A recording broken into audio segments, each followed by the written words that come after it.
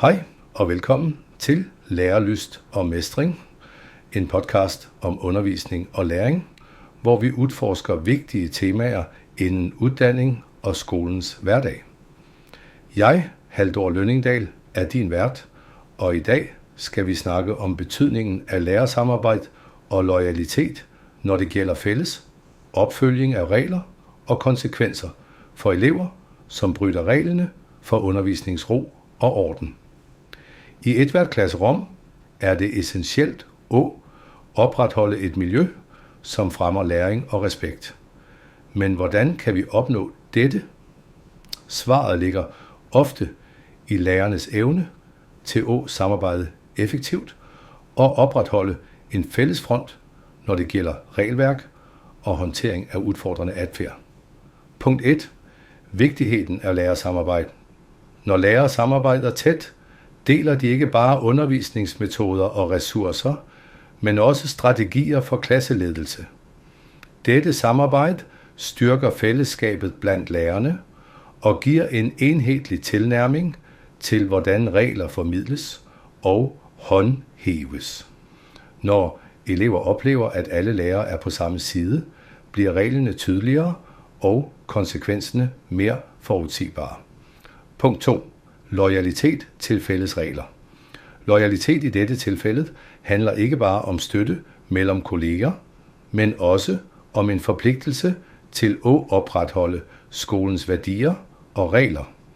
Når alle lærere er loyale mod de etablerede retningslinjerne, sender det et klart signal til eleverne om, at reglerne er vigtige og skal følges. Dette skaber en stabil og tryg læringsarena. Punkt 3. Konsekvenser af uenighed. Når lærere ikke er enige om, hvordan regler skal håndhæves, kan det skabe forvirring blandt eleverne. Ulike reaktioner på samme adfærd kan føre til, at eleverne tester grænserne, noget som igen kan forstyrre undervisningsro og orden. En enhetlig tilnærming minimerer dette problemet ved at sikre, at alle håndterer brud på samme måde. Punkt 4. Fordeler for eleverne og skolemiljøet. Et fælles rammeværk for regler og konsekvenser giver elever klare forventninger. Dette bidrager til at reducere stress og usikkerhed, både for lærere og elever. Når elever ved, hvad som forventes, og hvad konsekvenserne bliver ved brud, bliver de mere motiverede til at følge reglerne og deltage positivt i undervisningen. For at opsummere, lærersamarbejde og loyalitet til fælles regler er afgørende for at opretholde et roligt og inkluderende læringsmiljø. Ved at arbejde sammen og støtte hver andre i håndhævingen af regler, giver lærerne eleverne den strukturen, de trænger for, at trives og lære effektivt. Nogle eksempler, som kan virke banale, men som hurtigt kan give negative konsekvenser i klasserummet. 1. Ikke bruge yttertøj inde. Lærerens adfærd. En lærer vælger at tage af ytterjakken først, når han kommer ind i klasserummet, selv om skolens regel er, at ingen skal have yttertøjet på inde. Brug garderobe og knakker i gangene. Konsekvens. Eleverne kan føle, at reglerne ikke gælder likt for alle, noget som undergraver respekten for regelværket. 2. Bruge caps eller hovedplag inde. Lærerens adfærd. En lærer bruger caps eller andet hovedplag inde i skolebygget og i klasserummet, til trods for, at det er forbudt for elever. Konsekvens. Dette kan sende et signal om, at det er acceptabelt at bryde reglerne, noget som kan føre til øget regelbrud blandt elever. 3. Ulig håndhæving af regler. Lærerens adfærd.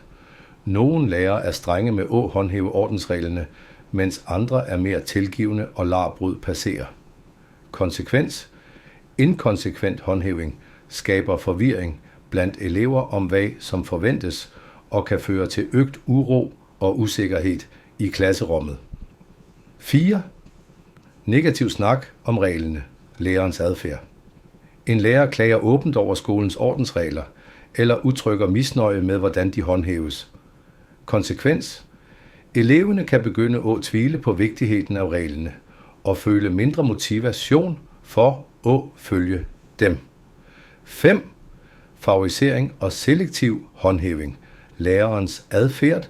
En lærer håndhæver reglerne strengere for nogle elever end for andre, baseret på personlige præferencer. Konsekvens: dette skaber et uretfærdigt miljø, hvor elever føler sig ulikt behandlet, noget som kan føre til mistillid og konflikt. 6.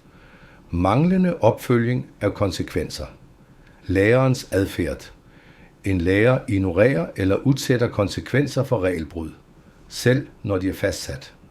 Konsekvens: eleverne lærer, at regelbrud ikke får konsekvenser, noget som kan øge antal overtrædelser og reducere skolens generelle disciplin.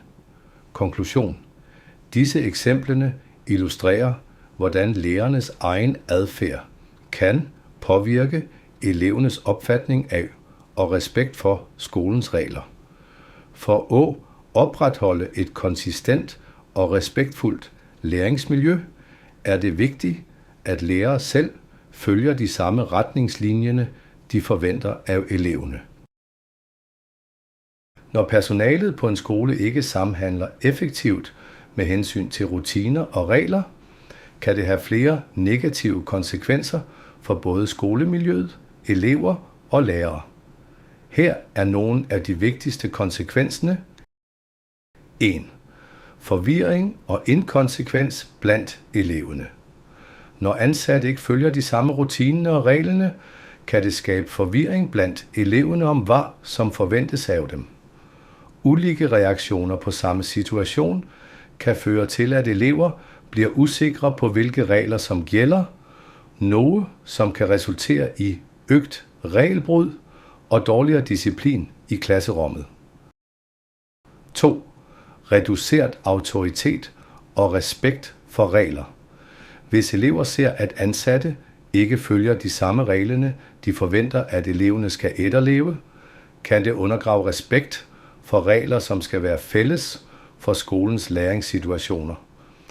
Dette kan føre til, at elever føler mindre motivation til at følge reglerne, da de opfatter, at de ikke gælder for alle. 3. Dårligere arbejdsmiljø for personalet. Manglende samarbejde og uenighed om rutiner kan skabe spændinger og konflikter blandt ansatte. Et dårligt arbejdsmiljø kan føre til et reduceret jobtilfredshed, højere turnover og mindre engagement blandt lærere og andet personale. 4. Ulig håndtering af problemer. Uden enhetlige rutiner kan det være vanskeligt at håndtere disciplinære problemer på en effektiv og retfærdig måde. Dette kan føre til, at problemer eskalerer eller ikke bliver løst tilfredsstillende, noget som igen påvirker skolemiljøet negativt. 5. Svækket skolekultur og sammenhold. Et stærkt samarbejde og konsistens i reaktioner blandt ansatte er essentielt for at bygge en positiv skolekultur. Når personalet ikke samhandler godt, kan det føre til en fragmenteret skolekultur, hvor elever og ansatte ikke føler en stærk tilknytning til skolen og hverandre. 6. Reduceret kvalitet på undervisningen. Når lærere må bruge tid og energi på at håndtere uenigheder og inkonsekvente regler, har de mindre tid til at fokusere på undervisningen. Dette kan påvirke kvaliteten på oplæringen og elevernes læringsudbytte negativt. 7. Øget stress og belastning. Både elever og ansatte kan opleve øget stress, når det ikke er klare og konsistente rutiner. Uforudsibare situationer og konflikter kan bidrage til et mere stressende miljø, noget som kan påvirke mental helse og generel trivsel. 8. Negativ indvirkning på skolens omdømme. Skoler, som opleves som uorganiserede og præget af konflikter, kan få et dårligt rygte i lokalsamfundet. Dette kan påvirke skolevalg for forældre og elever, samt skolens evne til at tiltrække C. Kvalificerede lærere og ansatte. 9. Manglende tilpasning til elevernes behov.